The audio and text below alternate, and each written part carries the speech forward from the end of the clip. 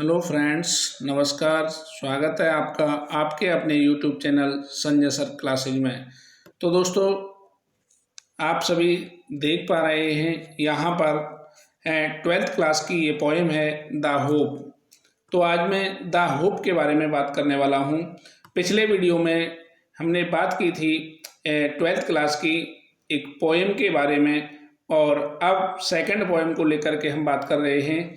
तो जैसा कि आप सभी को विदित है, टोटल 12th क्लास में 5 पोएम है और 2021 के लिए उनमें से 2 पोएम्स को हटा दिया गया है।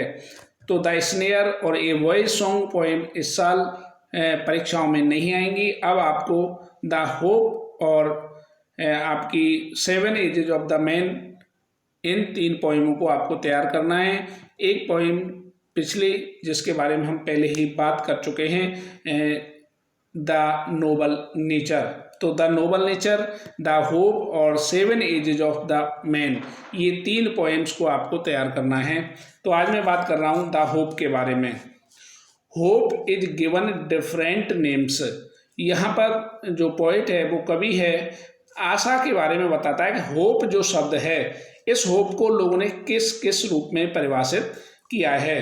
तो hope is given different names, यानी कवि कहता है कि इस होप नामक शब्द को is given different, is given दिया गया है, डिफरेंट अलग अलग नेम्स माने नाम। लोगों के द्वारा आशा शब्द को, होप शब्द को अलग अलग नाम दिए गए हैं। सम कॉल, कुछ लोग इसको कहते हैं एक्सपेक्टेशंस, कुछ लोग इसको एक्सपेक्टेशन कहते हैं। एक्सपेक्टेशन क्या होता है? लोगों को भविष्य से उम्मीद करना, आशा करना, उम्मीद करना एक्सपेक्टेशन कहलाता है। तो कुछ लोग इसको भविष्य से उम्मीद कहते हैं, उम्मीद करना कहते हैं। अदर्स, जबकि अन्य लोग, टर्म इट, टर्म का मतलब यहाँ कॉल से है, कहने से है। अदर्स टर्म, अन्य लोग कहते हैं इट फ्यूचर रिलीवेंस, कि जो आशा शब्द है, होप जो शब्द है, वो फ्यूचर रिलीवेंस से है, यानी भविष्य से प्रासंगिकता रखता है। फ्यूचर रिलीवेंस भविष्य से प्रासंगिकता कैसे रखता है कि आशा के अंतर्गत भविष्य जुड़ा हुआ है। जैसे कि हम कहते हैं कि आशा करते हैं कि हमारी जो परीक्षा है वो हम परीक्षा में पास हो जाएंगे, यानी हुए नहीं है, भविष्य में जो रिजल्ट आने वाला है उसमें पास हो जाएंगे। तो यहाँ पर फ्यूचर रिलीवेंस होता है। कोई भी काम आप करें जो भविष्य से जुड़ा हुआ आपकी सफलता है, वो फ्यूचर रिलीवेंस कहलाती है। तो वो भी होप होती है, उसमें हम आशा करते हैं। सम अदर्स, कुछ लोग जो अन्य लोग हैं, वो थिंक, सोचते हैं कि इट ए मेजर ऑफ बेनिफिक्शन, कि ये आशा क्या है? ए मेजर, एक मापन है, ऑफ बेनिफिक्शन, उपकार का, यानी लोगों की उपकारता का एक मापन है क्या? होप, आशा। तो यहाँ इस स्टेंजा में इसको अलग अलग रूपों में बताया गया है कि कुछ लोग इसको एक्सपेक्टेशन कहते हैं, कुछ इसको फ्यूचर रिलीवेंस कहते हैं, और कुछ इसको मेजर ऑफ बेनिफिक्शन कहते हैं। तो ये तो अन्य लोगों के बारे में बात की। अब यहाँ पर सेकंड स्टेंजा को ध्यान से देखें। यहाँ पर जो कवि है, जो पोइट है, वो अपने विचार रखता है, खुद का उसका क्या आइडिया है होप को लेकर के। तो टू मी, कवि कहता है कि टू मी, मेरे लिए, होप इज, आशा क्या है?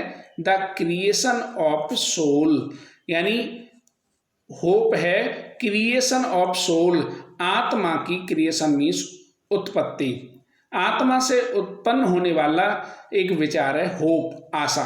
क्रिएशन मीन्स उत्पत्ति होता है या सृजन होता है, ऑफ सोल, सोल मीन्स आत्मा। तो होप क्या है? Creation of soul. परीक्षा में भी प्रश्न पूछा जा सकता है कि according to the poet what is hope, कवि के अनुसार होप क्या है? तो आपका जवाब होगा द क्रिएशन ऑफ सोल, आत्मा की उत्पत्ति ही क्या है? होप है, according to poet. That makes us feel pleasuresome, और क्या कहता है कवि कि जो क्रिएशन ऑफ सोल है, दैट मेक्स, वो बनाती है, अस, हमें, फील, महसूस कराती है, प्लेजरसम, क्या? आनंद, सुखद अनुभूति कराती है। यानी जो क्रिएशन ऑफ सोल है वो हमें सुखद अनुभूति कराती है, और वही क्या कहलाती है? होप कहलाती है। एंड लीप विद एंथुजियाज्म, और उस आशा के कारण ही लीप, लीप मीन्स उछलना, उछल कूद करना। विद एंथुजियाज्म, एंथुजियाज्म होता है उत्साह, और उसी आशा के कारण हम उत्साह में उछल पड़ते हैं। एंड ग्लो, और हमारे चेहरे पर क्या आ जाती है, चमक आ जाती है। तो यहाँ पर आप इस लाइन को विशेष रूप से समझें कि जब किसी व्यक्ति को किसी कार्य के होने की आशा होती है, मान लीजिए आप एग्जाम दे करके आते हैं और आपको एग्जाम में पास होने की उम्मीद है, आशा है, तब आप बड़े उत्साह के साथ उछलते हैं और ग्लो, और आपका जो चेहरा होता है वो भी चमकने लगता है, चेहरे पर चमक आ जाती है। अब बात करते हैं नेक्स्ट स्टेंजा के बारे में। Hope makes the bird fly. अब यहाँ पर कवि एक और उदाहरण देता है होप को समझाने के लिए। Hope makes the bird fly, कि जो आसमान में पक्षी हैं वो भी फ्लाई, उड़ते हैं, किसके कारण, आशा के कारण। किस आशा के कारण, इन search of food, in search of, in search of का मतलब होता है तलाश करना, फूड भोजन की तलाश में, फॉर यंग वंस। तो यहाँ पर इस शब्द को विशेष रूप से समझे, यंग वंस, यंग वंस किसके लिए आया है, पक्षियों के बच्चों के लिए। तो यहाँ पर जो पक्षियों के बच्चों के लिए आया है यंग वंस, तो दोबारा से देखें, hope makes the bird fly, के पक्षी भी इस आशा में उड़ान भरते हैं कि in search of food for young once, के उनके बच्चों के लिए उन्हें कहीं ना कहीं भोजन मिल ही जाएगा। अगर मान लीजिए उनको ये आशा ही नहीं हो कि उनको भोजन मिलेगा, तो वो फिर उड़ान क्यों भर पाएंगे, उड़ान नहीं भरेंगे। इसलिए पक्षी भी इसी आशा में उड़ते हैं कि उनको कहीं ना कहीं भोजन मिल जाएगा, फॉर योर यंग वंस, उनके बच्चों के लिए। And material to build their homes, और किस आशा में उड़ान भरते हैं कि उनको मटेरियल भी मिल जाएगा, सामग्री भी मिल जाएगी, टू बिल्ड, बनाने के लिए, देयर होम्स, क्या, उनके मकान, उनके घोंसले। तो पक्षी इस आशा में, यहाँ पर क्वेश्चन बन सकता है कि पक्षी किस आशा में उड़ान भरते हैं, in search of food for young ones. तो ये जवाब होगा आपका कि in search of food for young ones, in material to build their homes. इस आशा में पक्षी भी आकाश में उड़ान भरते हैं। अब बात करते हैं नेक्स्ट स्टेंजा के बारे में। अब यहाँ पर कवि एक और प्रकृति का उदाहरण देता है कि it is the hope that makes a bird, it is the hope, ये आशा ही है, दैट जो कि मेक्स ए बर्ड, जो मेक्स बनाती है ए बर्ड, बर्ड मीन्स कली, जो एक कली को स्टे ठहरने के लिए बाध्य करती है, ऑन द ब्रांच, किस पर, शाखा पर। यानी ये आशा ही है कि जो एक कली को स्टे ऑन, ठहराए रखती है, ऑन द ब्रांच, कहाँ पर, पेड़ की शाखा पर। मान लीजिए किसी वृक्ष की शाखा पर कोई कली खिलती है और उस कली के आगे विकास करने की अगर उम्मीद नहीं हो, तो उसको गार्डन के मालिक के द्वारा क्या कर दिया जाएगा, नष्ट कर दिया जाएगा कि ये पेड़ होने वाला नहीं है, ये कली खिलने वाली नहीं है, तो उसको प्रारंभ में ही नष्ट कर दिया जाएगा। लेकिन जो गार्डन का मालिक है, गार्डनर है, उसको ये आशा होती है कि एक ना एक दिन ये कली भी खिल जाएगी। एंड ब्लूम, ब्लूम मीन्स खिलना, तो ये कली भी एक दिन खिल जाएगी। इस आशा में वो कली ब्रांच पर स्टे रहती है, लगी रहती है।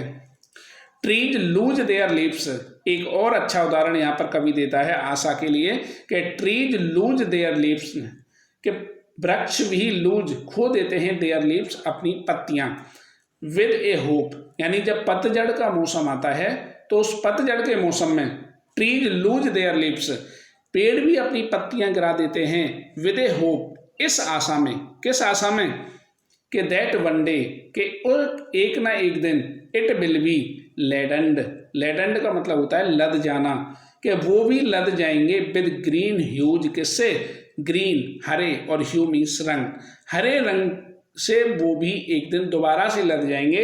यानी पतझड़ में तो वो अपनी पत्तियां गिरा देते हैं, लेकिन पत्तियां निराशा में नहीं, एक आशा में गिराते हैं, ए होप, एक आशा में गिराते हैं, किस आशा में, कि दैट वन डे, एक दिन, इट विल बी लेडेंड, कि वो भी दोबारा से पुनः लेडेंड हो जाएंगे, लद जाएंगे, विद ग्रीन ह्यूज, किससे, हरे रंग से।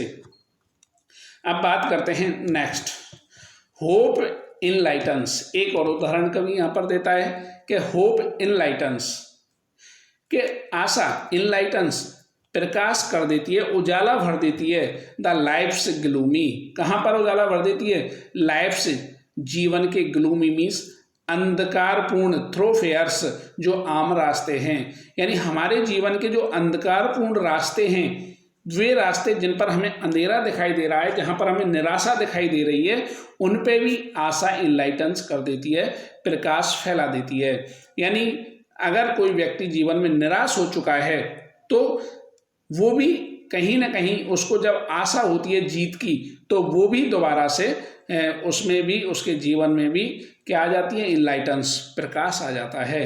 एंड और makes us feel the freshness, और जब हमारे मन में, हमारे जीवन में आशा आ जाती है, हमें भविष्य से उम्मीद रहती है, तो मेक्स अस फील, तो हम महसूस करने लगते हैं द फ्रेशनेस, ताजगी, एंड वार्मथ, और हमारे अंदर एक गर्माई महसूस हो जाती है ऑफ द डे अहेड, आगे के दिनों के लिए, यानी जो आगे आने वाला भविष्य है उसके प्रति हम सजग हो जाते हैं और हमारे अंदर ताजगी पैदा हो जाती है। लेकिन कब? जब हमें भविष्य से कोई आशा होती है, होप होती है, तब ऐसा होता है। अब बात करते हैं next, hope makes life, hope makes, बना देती है लाइफ गो ऑन, यानी जो होप है वो हमारे जीवन को गो ऑन करती है। क्या करती है? गो ऑन, आगे जारी रखने के लिए हमें बाध्य करती है। यानी जब हमारे जीवन में आशा होती है तो हम आगे जीने के लिए भी बाध्य होते हैं, यानी आगे जीने का मन करता है।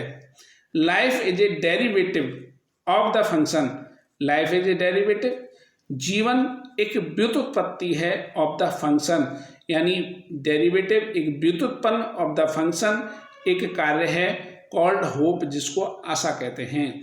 यानी जीवन is derivative of the function, जीवन में व्युत्पन्न एक कार्य ही क्या कहलाता है? होप कहलाता है, आशा कहलाता है।